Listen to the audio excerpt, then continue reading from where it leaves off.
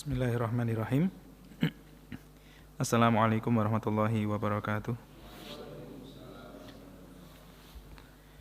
Innal hamdalillah nahmaduhu wa nasta'inuhu wa nastaghfiruh wa na'udzu billahi min syururi anfusina wa min sayyiati a'malina.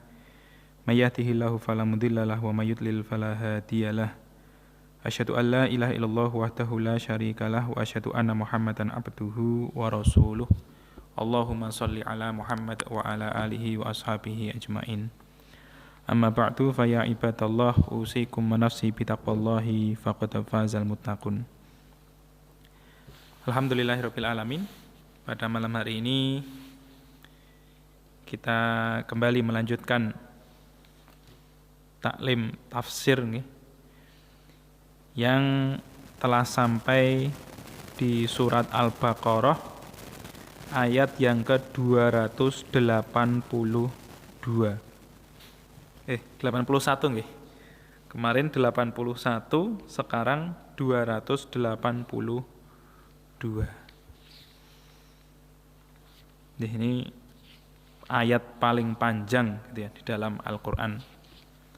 Satu halaman, satu ayat.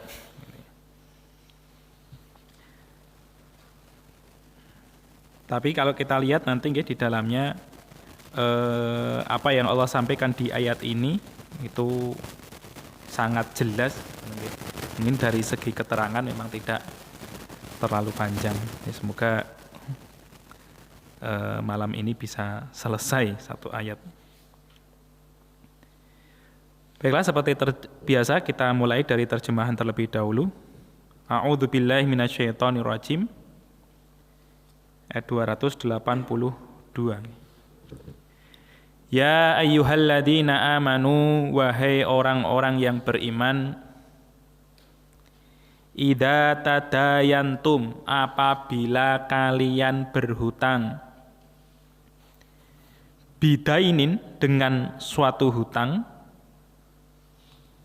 ila ajalin, kepada satu batas, satu ajal, musamman, yang disebutkan, yang jelas gitu ya. Faktubuhu, maka kalian tuliskanlah dia, tuliskanlah hutang tadi. Wal yaktub, dan hendaklah menulis, bainakum, di antara kalian, katibun, seorang penulis, bil adli, dengan adil, dengan benar. Wala ya'ba, dan janganlah enggan atau janganlah menolak, katibun, seorang penulis, ayyaktuba, bahwasanya dia menulis hutang ini tadi, kama, sebagaimana allamahullahu, Allah telah mengajarinya. Fal yaktub, maka hendaklah dia menulis. Wal yumlil, dan hendaklah mengimla, mendikte bahasa kita nggih. Alladzi, orang yang alaihil haqu, atasnya ada hak. Ini maksudnya orang yang berhutang.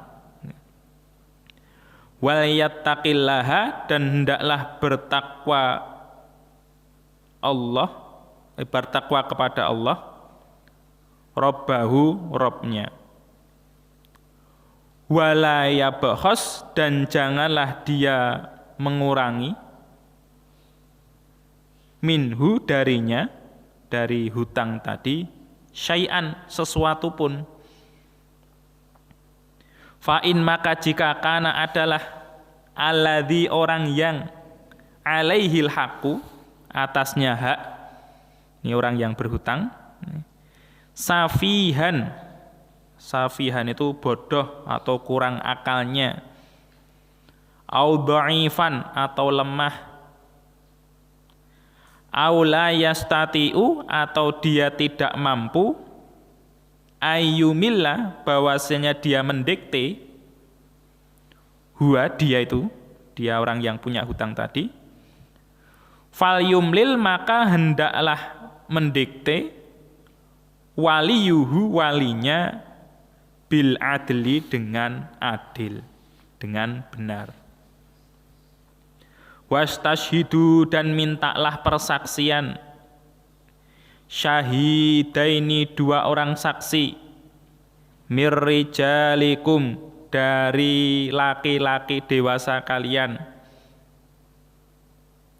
Fa in lam maka jika tidak yakuna kedua saksi tadi rajulaini 2 orang laki-laki, farajulun maka 1 orang laki-laki dewasa nggih, wa mraatani dan 2 orang perempuan, mimman dari orang yang tardhauna kalian ridhoi, minasyuhada'i dari para saksi. Antadillah bahwasanya lupa, ihdahuma 1 di antara keduanya,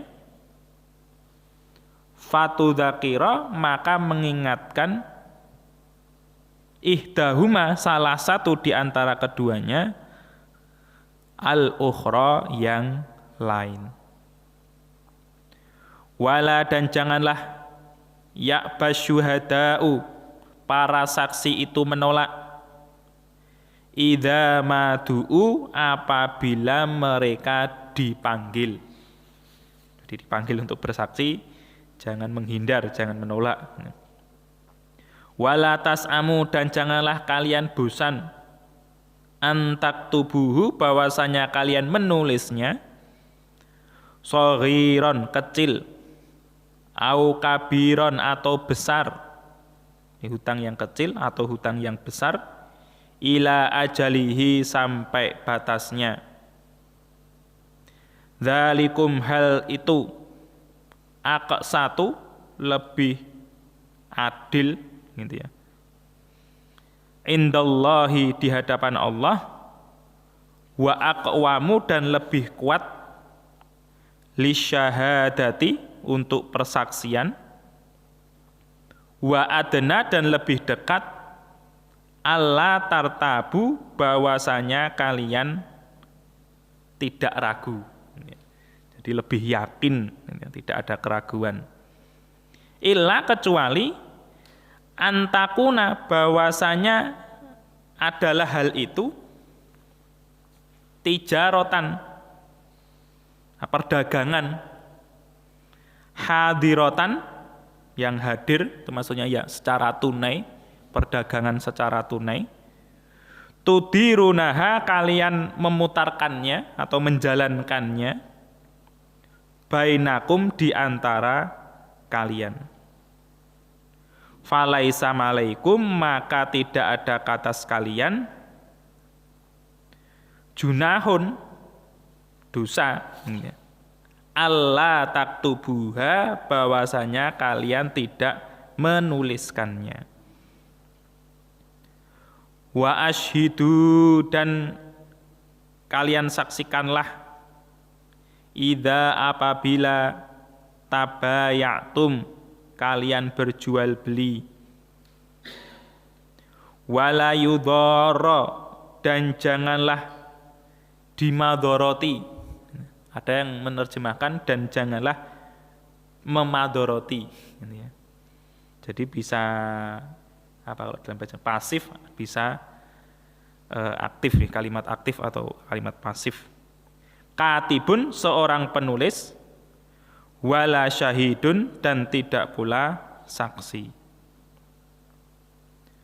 Wa in taf'alu dan jika kalian berbuat memadoroti ini ya. Fa innahu maka sesungguhnya hal itu fusukun bikum kefasikan pada kalian. Wattaqullah dan kalian bertakwalah kepada Allah. Wa yu'allimukumullah dan Allah mengajari kalian. Wallahu dan Allah bikulli syai'in, dengan segala sesuatu, alimun, maha mengetahui.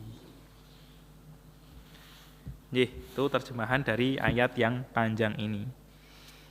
Kalau secara sekilas kan sudah bisa dipaham arah pembicaraannya pada soal apa. Jadi kalau kita runtutkan dengan hal-hal yang kemarin, masih berkaitan dengan harta, ada masalah infaknya, ada masalah ribanya, gitu ya.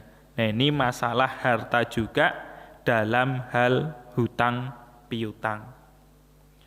Bahwa ayat ini Allah Subhanahu wa taala memulainya dengan panggilan kepada orang-orang yang beriman, ya ayyuhalladzina amanu, wahai orang-orang yang beriman.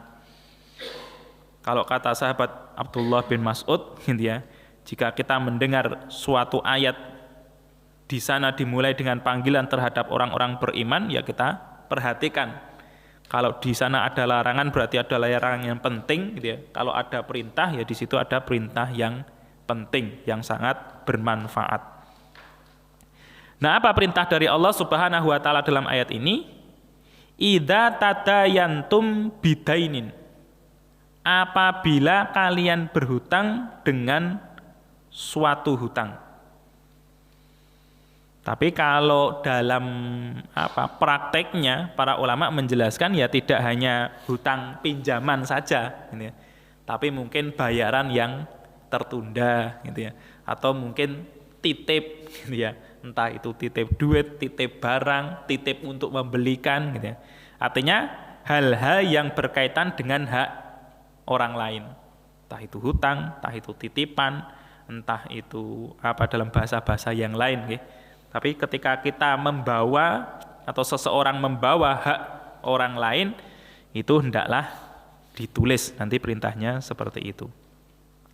Ila ajalin musamma, kepada suatu batas yang telah ditentukan.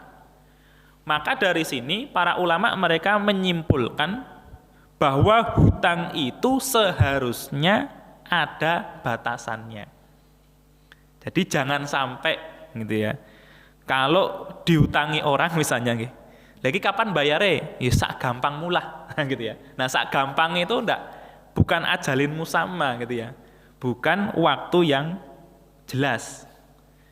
Boleh misalnya kita menjelaskan 1 bulan, gitu ya, tapi di dalam hati kita nek raiso ya sok tak undur, gitu ya.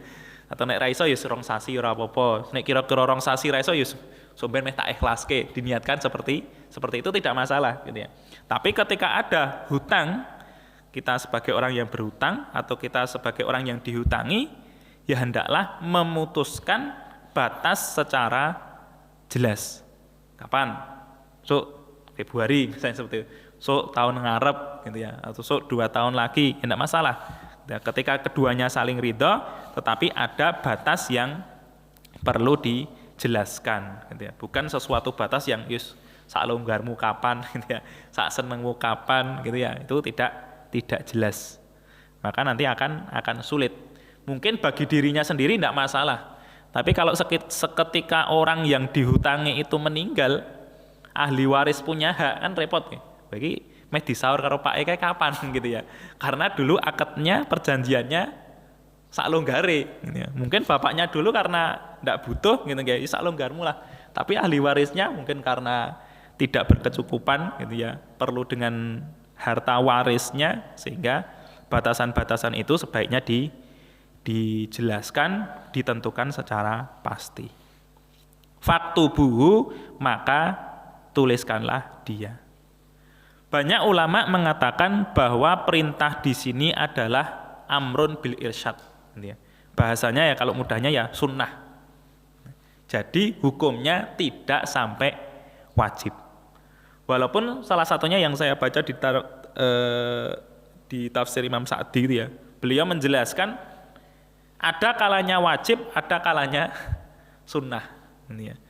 Mungkin ya dilihat dari besarnya hutang. Nah, hutangnya mungkin sampai MM-an, gitu ya, atau sampai ratusan juta, ya ditulis, gitu ya, karena itu adalah hak orang lain yang jumlahnya besar. Tapi kalau misalnya hutang non jajan ranggo duit misalnya, gitu ya, 10.000, 15.000, pergi ke warung duitnya kurang gitu ya, cuma 5.000, misalnya tidak ditulis ya tidak masalah gitu. Jadi faktubuh itu asal perintahnya gitu ya. Kalau perintah itu secara umum perintahnya buat wajib gitu ya, tetapi ulama menjelaskan banyak dalil yang mengarahkan bahwa ini bukan wajib. Kalau ada tambahan dari ulama lain ya dalam hal-hal tertentu itu bisa jadi wajib ketika jumlahnya nominalnya itu besar. Wa yaktub bainakum katibun bil adl. Dan hendaklah menulis di antara kalian seorang penulis dengan adil. Perintah ini berkait dengan kebiasaan atau mayoritas orang-orang Arab di zaman itu mereka tidak bisa menulis. Jadi menulis di sini bukan berarti kalau di zaman sekarang kudu neng notaris misalnya gitu ya. Ya, bukan seperti itu, tetapi ketika di zaman itu sedikit orang yang bisa menulis, maka orang yang berhutang itu hendaklah mencari orang yang bisa menulis gitu ya. Jadi bisa menulis dengan baik, menulis dengan jelas sebagai bukti terjadinya hutang piutang. Nah, kata bil adil dengan adil di sini ya artinya yang terkenal sebagai orang adil, yang terkenal sebagai orang yang tidak condong terhadap satu pihak. Jadi tidak harus orang yang berpangkat, misalnya tidak harus orang yang berkedudukan, tidak harus orang ustadz, itu enggak. Tetapi yang sekiranya iki wongnya jujur, iki wongnya apik, mau apa enggak itu menjadi penulis kita, keduanya sepakat ya wis rapopo gitu ya. Maka yaitu digunakan tidak masalah. Maka adil di sini orang yang baik, orang yang masyhur bahwa dia bukan tukang bohong, bukan tukang curang gitu ya. Walaupun mungkin ya orangnya biasa-biasa aja gitu. Bukan orang yang sangat pandai, orang yang berpangkat, itu tidak perlu seperti itu. Wala ya'ba katibun ayyaktuba kama 'allamahullahu falyaktub. Maka janganlah menolak seorang penulis. Jadi kalau memang ada dua orang meminta tolong kepada seseorang yang bisa menulis, maka jangan menolak. Wah mau aku, gitu ya. Saya daripada ikut urusan yang rumit seperti ini, saya tak menghindar saja, gitu ya. Saya tidak mau menulis, gitu ya. Maka itu tidak boleh, gitu ya. Jadi seorang penulis hendaklah mengiyakan ketika ada seseorang itu mau meminta tolong kepadanya untuk menuliskan hal hutang piutang. Karena apa? Ayyaktuba kama 'allamahullahu. Karena Allah sudah mengajari dia, ya. Dia sudah punya ilmu, ilmunya itu dia dimintai tolong dengan ilmu yang telah Allah berikan, ya hendaklah diamalkan. Ya. Maka ulama mereka mengatakan dari ayat ini menjadi dalil bahwa ketika seseorang diberi ilmu oleh Allah, ya hendaklah ilmu itu digunakan untuk amal soleh, gitu ya.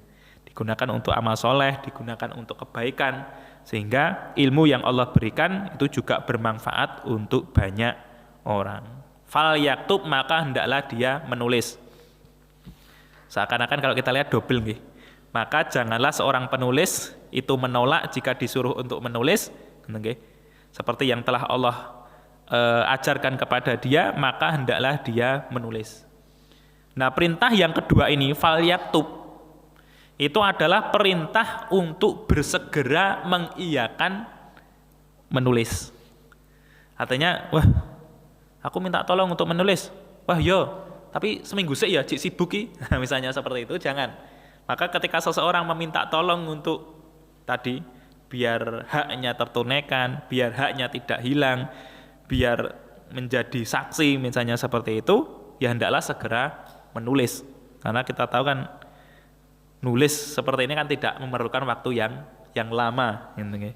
Maka hendaklah dia menulis. Tapi ya tadi kembali kepada perintah awalnya, kalau sekiranya orang yang berhutang atau orang yang dihutangi itu dua-duanya bisa nulis, ya boleh nulis sendiri tanpa meminta tolong kepada orang lain.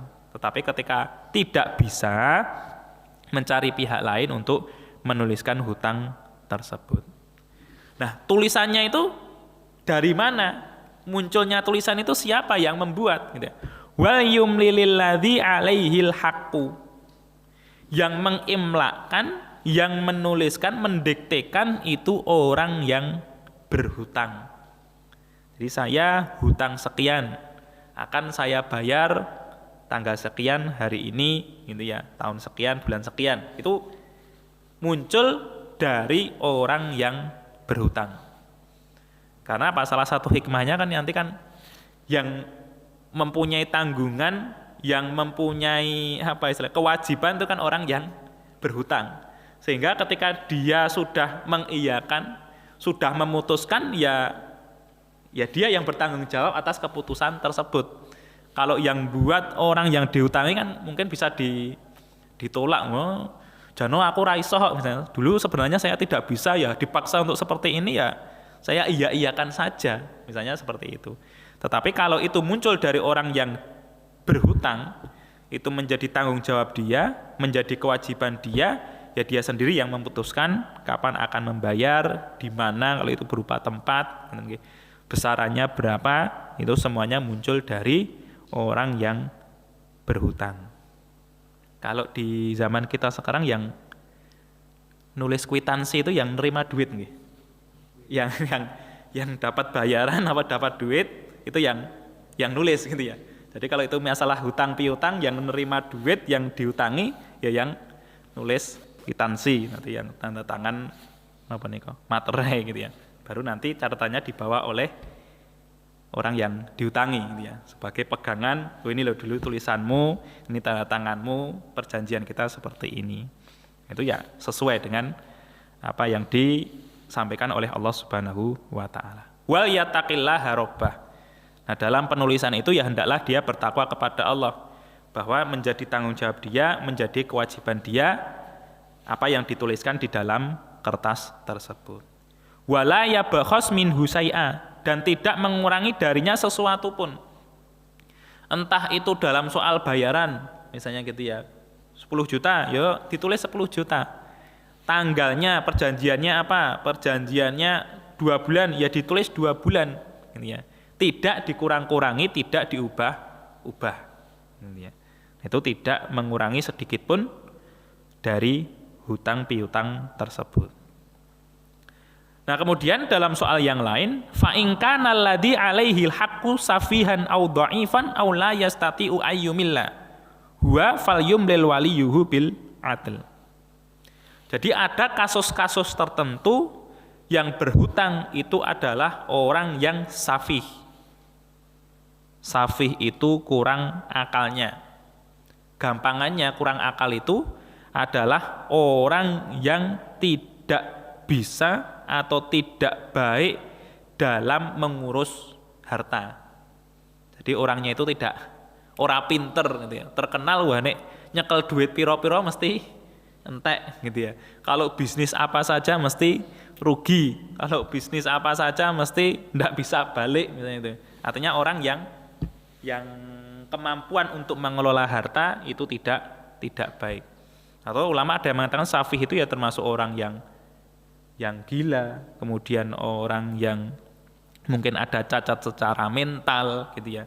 Itu termasuk dari kata safih. Au dhaifan. Kalau dhaif ini lebih umum. Para ulama menjelaskan dhaif di sini adalah anak kecil atau orang yang sudah sangat tua. Jadi lemah secara fisik lebih gitu ya. Jadi karena itu anak kecil, cah cilik kok meh hutang, duitnya akeh gitu ya. Ya jangan langsung diiyakan gitu ya. Tetapi nanti yang menjadi diarahkan oleh walinya. Atau orang sepuh lagi sudah tua banget, apa iso kok balik ke utangi saya gitu ya. Apa masih kuat untuk bekerja atau masih kuat untuk cari duit gitu ya. Ya nanti hendak memanggil saksi untuk membantu hal tersebut. Aula yastati'u ayyumillah, atau dia itu tidak bisa mendikte. Tidak bisa mendikte di sini maksudnya bisu. Jadi dia sendiri tidak bisa mendiktekan apa yang seharusnya ditulis gitu ya. Maka apa arahan dari Allah Subhanahu wa taala? Falyumlil waliyuhu bil adl. Maka hendaklah yang mendiktekan itu adalah walinya. Wali di sini terutama ya ayahnya, orang tuanya, bapaknya gitu ya. Kalau tidak bisa ya entah itu siapa yang mengurusi dia. Kalau di dalam syariat Islam ya pemimpin atau qadhi, artinya pemegang urusan dalam wilayah tersebut gitu ya. Jadi ada anak kecil atau orang yang terkenal tidak bisa ngurus duit, atau ada yang bisu gitu ya, yang menjadi tanggungan siapa ini penyebutannya, pendikteannya, ya paling tidak ayah atau orang yang mengurusinya. Artinya bagi orang yang berhutang atau bagi orang yang dihutangi, kalau sekiranya orang tersebut, wah, janu ya pingin bantu, misalnya seperti itu, okay. Tapi kok orangnya seperti ini, orangnya masih kecil, atau kok orangnya masih sudah sangat tua, gitu ya. Ya walinya dipanggil, orang yang mau mengurusinya dipanggil, kemudian menerangkan, kemudian dibantu oleh walinya dalam mendiktekan hutang piutang tersebut. Dan wali itu juga dituntut bil adl, dengan benar, karena orang yang paham dengan keadaan safih gitu ya, atau dengan keadaan orang yang doif, itu adalah walinya. Gitu, tak iya nih apa enggak, kemungkinan kalau anak saya berhutang ini bisa apa enggak gitu ya.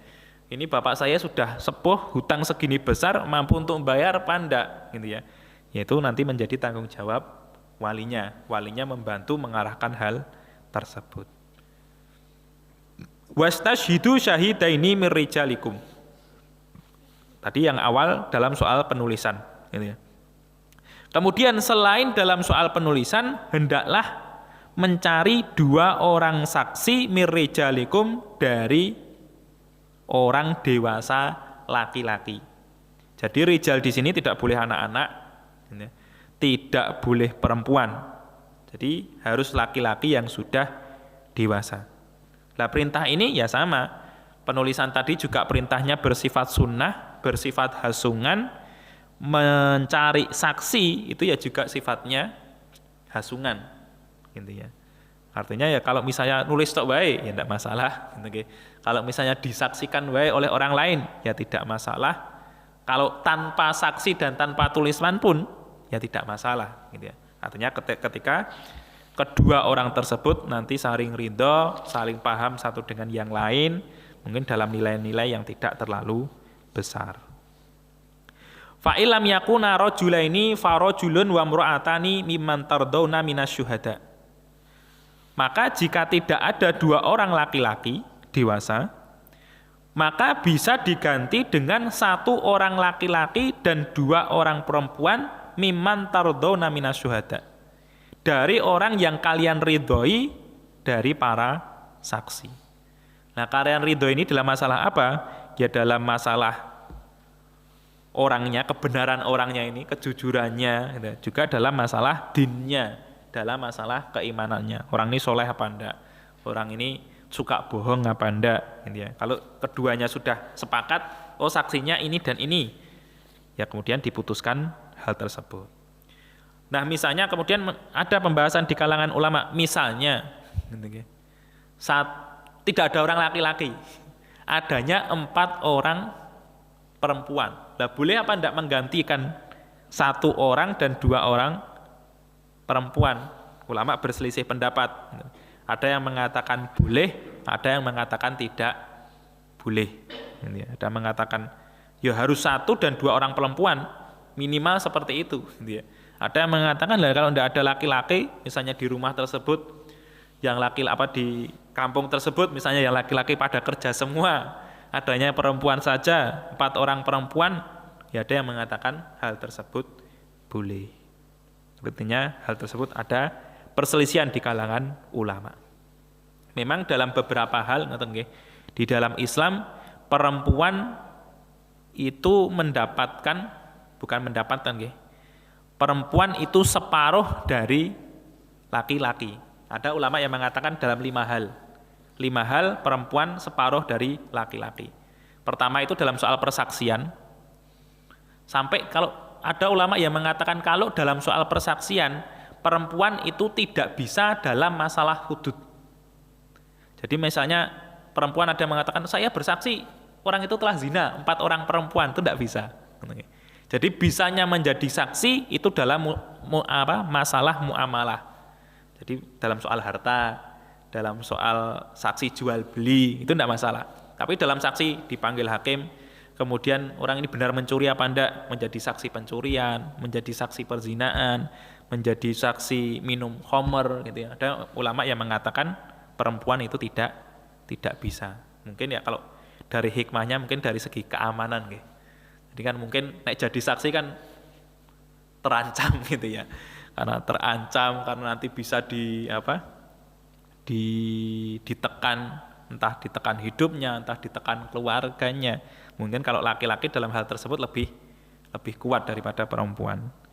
Mungkin hikmahnya seperti itu. Kalau dalam tadi perempuan itu separuh laki-laki dalam hal syahadah, gitu ya, persaksian seperti ini, persaksian dalam hal muamalah, kemudian dalam masalah warisan nanti di surat An-Nisa, kemudian dalam masalah akikoh, okay. Kalau laki-laki kan 2, kalau perempuan cuman 1. Kemudian sebagian ulama dalam masalah diyah. Jadi misalnya laki-laki kalau bunuh itu 100 ekor unta. Kalau perempuan yang bunuh itu cuman 50 ekor unta. Ada yang mengatakan seperti itu. Kemudian yang hal kelima itu adalah pembebasan budak. Artinya dari segi fadilah, dari segi keutamaan gitu ya. Membebaskan satu budak laki-laki itu sebanding dengan 2 budak perempuan. Itu dalam masalah keutamaan pembebasan budak. Jadi itu 5 perkara. Laki-laki itu 2 kali lipat daripada perempuan. Kalau hal yang lain secara umum ya sama. Dalam hadis itu kan ada yang mengatakan an-nisa'u syaqaiqur rijal gitu ya. Perempuan itu ya saudara perempuannya laki-laki. Artinya dalam banyak hukum itu sama. Kecuali dalam 5 hal tadi. Nah, apa manfaatnya kok perempuan harus 2? Antadilla ihdahuma fatudzakira ihdahumal ukhra. Bahwasanya nanti di salah satu seorang perempuan tadi lupa bisa diingatkan oleh pihak yang lain. Mungkin karena urusannya banyak, karena kesibukannya banyak gitu nggih. Jadi nanti kalau satu saat lupa itu bisa diingatkan oleh temannya yang lain. Wala ya'bas syuhada'u idza matu'u. Ini bagi saksi. Bahwa seorang saksi itu tidak boleh menolak jika dia dipanggil untuk menjadi saksi. Misalnya saksi, ada A dan B. Kemudian setelah sebulan, ternyata yang berhutang itu tidak mau bayar. Siapa saksinya? A dan B. Nah kemudian yang A dan B ketika dia dimintai tolong untuk bersaksi, ya harus mau. Tidak boleh menolak. Haram hukumnya kalau menolak. Karena itu masalah hak orang lain, masalah kewajiban yang harus ditunaikan oleh orang lain. Wala tas'amu an taktubuhu shaghiran aw kabiran ila ajalih. Janganlah kalian bosan untuk menulisnya, entah itu hutang yang kecil atau hutang yang besar. Jadi sebisa mungkin kalau ada hutang itu ya ditulis, jangan bosan gitu ya. Karena mungkin kan gor sithik, alah wis kerep utang ya biasanya ya dibayar gitu ya. Kemudian tidak ditulis, itu berbahaya gitu. Artinya ya jangan bosan untuk terus menulis dalam masalah hutang piutang. Dalikum aqsatu indallah wa aqmamu lisyahadah wa adna alla tartabu. Jadi hal tersebut kenapa perlu saksi, kenapa perlu hutang, alasannya adalah aqsatu indallah. Hal itu ya lebih baik, lebih adil di hadapan Allah. Terutama nanti kalau salah satu pihak itu sudah meninggal. Apalagi yang meninggal adalah orang yang berhutang. Kalau tidak ada saksi, tidak ada catatan, ya ahli warisnya tidak tahu. Bapak saya, keluarga saya itu punya tanggungan apa, ya tidak tahu. Wa aqwamu lisyahadah, dan lebih kuat dalam persaksian. Nanti kalau ada masalah, lebih mudah untuk diselesaikan, lebih mudah untuk diputuskan. Wa adna alla tartabu, dan supaya tidak lupa. Jadi kewajiban saya sebagai orang yang berhutang berapa, gitu ya. Berapa hak saya sebagai orang yang diutangi, gitu ya. Karena nanti kalau berkaitan dengan zakat, gitu, ulama mereka mengatakan kalau harta tersebut kemungkinan besar bisa balik, gitu ya. maka itu dihitung harta kita. Misalnya harta kita sampai nisab, berapa misalnya 100 juta. Tapi ada 50 juta yang dibawa oleh orang lain. Nah, kalau 50 juta ini ada harapan besar untuk balik, yaitu berarti harta kita. Tapi nek 50 juta ini dibawa oleh orang yang sudah tidak jelas, kira-kira balik, ya, itu berarti yang kita hitung hanya yang 50 juta saja, berarti tidak sampai nisab, tidak wajib untuk membayar zakat. Ada hal-hal seperti itu yang berkaitan dengannya. Illa antakuna tijaratan hadiratan tudirunaha bainakum falaisa alaikum junahun alla taktubuha. Jadi kalau masalah jual beli secara tunai, artinya bayar, mungkin waktunya tidak panjang gitu ya. Oh tak cukup dompet sih gitu. Oh duitku kurang, sesuk tak bayar misalnya seperti itu ya. Artinya di perjualbelian yang tunai, yang secara kontan tidak ada jeda waktu yang lama sehingga itu dihitung sebagai hutang, gitu ya, tanpa tulisan pun tidak masalah. Walaupun gitu ya, ada arahan juga wa ashidu idza tabayatum. Dan kalian carilah saksi apabila kalian berjual beli. Karena kan ya banyak kejadian nggih. Mungkin dalam hal-hal yang nilainya besar dan tidak bisa dibawa. Jual beli tanah, jual beli rumah, gitu. Sudah dibayar, tidak ada tulisan apa-apa, gitu ya, tidak ada saksi siapa-siapa, wis ditompo duite, lah karena rumahnya tidak bisa dibawa, gitu ya, mungkin sertifikatnya ya belum balik atau masih dipegang siapa, tidak ada saksi, tidak ada tulisan, kemudian duitnya dilarikan, itu kan sangat mungkin. Gitu. Maka sebaiknya ketika jual beli itu juga ada saksi, apalagi dalam nominal-nominal yang besar. Wala yudarra katibun wala syahid, dan tidaklah orang yang menulis dan para saksi itu dimadoroti atau memadoroti. Memadoroti misalnya gitu ya. Karena dia dipanggil untuk saksi, wah saya mau jadi saksi kalau saya dibayar sekian. Padahal dulu di awal tidak ada perjanjian apa-apa gitu ya. Gur dijaluk itulung, diiyani gitu ya. Tapi ketika ada masalah, dia dipanggil untuk menjadi saksi, dia minta bayaran. Itu tidak boleh. Atau sebaliknya, karena orang yang berhutang itu ya bahasa kita ruwet gitu ya. Para saksi ini disogok atau para saksi ini diancam supaya tidak mau jadi saksi, atau penulisnya itu digimanakan supaya menulis tiruan dengan tulisan yang keliru, misalnya seperti itu. Ya, itu tidak boleh. Wa in taf'alu fa innahu fusukun bikum. Kalau kalian melakukan hal seperti itu, maka hal tersebut adalah kefasikan. Artinya sudah keluar dari ketaatan kepada Allah, perbuatannya termasuk perbuatan maksiat, perbuatan dosa. Wattaqullah, dan bertakwalah kalian kepada Allah, wa yu'allimukumullah, dan Allah akan mengajari kalian. Jadi di sini sebagai dalil, kalau orang pingin pinter gitu ya, itu hendaklah dia bertakwa kepada Allah. Jadi kunci seorang yang pandai itu kalau dalam Islam tidak cuma pandai secara ilmu, tapi dia dapat ilmu dan ilmunya bisa diamalkan. Yang penting kan itu nggih. Sampai siapa itu, ada ulama yang dinasihati oleh ibunya, kalau engkau tidak bisa mengamalkan ilmu, tidak usah belajar. Gitu ya. Karena seorang yang mempunyai ilmu itu mempunyai tanggung jawab semakin besar. Nah, dua ilmu kok ora diamalke, tidak ada usaha untuk mengamalkannya, hanya sekedar pinter-pinteran gitu ya, maka itu tidak berkah ilmunya. Maka wattaqullah, bertakwa kepada Allah, wa yu'allimukumullah, nanti ilmu kalian akan ditambahi oleh Allah. Wallahu bikulli syai'in alim, dan Allah itu dengan segala sesuatu maha mengetahui.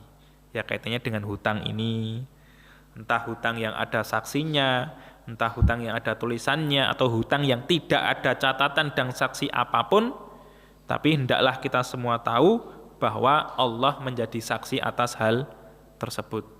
Jangan merasa aman untuk berbuat curang, jangan merasa aman untuk melarikan hak orang lain gitu ya, karena wallahu bikulli syai'in alim, dan Allah itu dengan segala sesuatu maha mengetahui. Karena memang kalau di dalam ceritanya para sahabat nih, di zaman Umar bin Khattab niku pernah Sa'ad bin Abi Waqqas itu awalnya itu berhutang kepada sahabat Utsman bin Affan. Nah, hutangnya gitu ya. Ingatnya Sa'ad bin Abi Waqqas itu 4.000 dinar. Entah dinar atau dirham, saya agak lupa ya. Pokoknya jumlahnya 4.000. Seingatnya Utsman bin Affan hutangnya itu 7.000.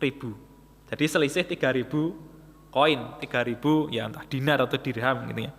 Nah, kemudian ketika maju kepada Umar bin Khattab akhirnya yang diputuskan itu disuruh untuk Sa'ad bin Abi Waqqas membayar 7.000. Tapi Sa'ad bin Abi Waqqas, saya akan membayar 7.000 jika Utsman bin Affan itu bersumpah dengan nama Allah bahwa hutang saya 7.000. Tapi Utsman bin Affan menjawab, saya tidak pernah bersumpah dalam soal harta. Kak, sumpah itu kan sesuatu yang besar. Okay? Jadi beliau mengatakan, kalau dalam soal duit, dalam soal harta, mau aku bersumpah. Gitu ya. Akhirnya ya bayarannya cuman 4.000, gitu ya. Tidak sampai 7.000, karena Utsman bin Affan tidak mau bersumpah dengan nama Allah bahwa Sa'ad bin Abi Waqqas itu berhutang 7.000. Berarti ya karena yang satu tidak mau bersumpah, ya sak kelingane yang berhutang, gitu ya. Berhutang ingatnya 4.000, ya bayarnya 4.000. Nah, poin yang terpenting artinya orang-orang yang soleh, orang-orang yang baik pun hal seperti itu kan bisa, gitu. Ya sok-sok lali, sok-sok ora kelingan gitu ya. Tapi artinya hal tersebut tidak hanya terjadi mungkin di orang-orang di zaman kita. Para sahabat generasi yang terbaik pun ada contoh bahwa ada orang yang lupa dalam soal hutang. Sehingga ya sangat penting kalau hutang itu dalam nilai-nilai yang besar, nilai-nilai yang banyak, ada saksinya, juga ada tulisannya. Sehingga tidak menjadi masalah di hari yang mendatang. Karena masalah itu nanti kan efeknya menjadi permusuhan di antara orang Islam. Yo nek musuhan cuman pelaku dan korban misalnya gitu, tapi nek permusuhan yang merambah kepada keluarga, merambah kepada wilayah, kalau wong kono kae gene ngene iki misalnya gitu ya, menimbulkan fitnah-fitnah yang lain, ya tentunya efeknya itu semakin besar, semakin tidak baik dalam kehidupan berjamaah orang-orang Islam. Jadi alhamdulillah walaupun agak cepat nggih selesai di soal hutang piutang. Semoga yang sedikit ini bisa kita pahami. Artinya transaksi-transaksi yang kita jalani mungkin sudah biasa pakai tulisan, sudah biasa pakai saksi. Kita niatkan itu untuk menjalankan ayat Allah ini, sehingga di sana ada pahala yang menyertai segala transaksi kita, sehingga tambah berkah, tambah manfaat, sehingga harta tersebut menjadikan kita lebih dekat kepada Allah Subhanahu wa ta'ala. Amin amin ya rabbal alamin. Subhanakallahumma wa bihamdika asyhadu an la ilaha illa anta astaghfiruka wa atubu ilaik.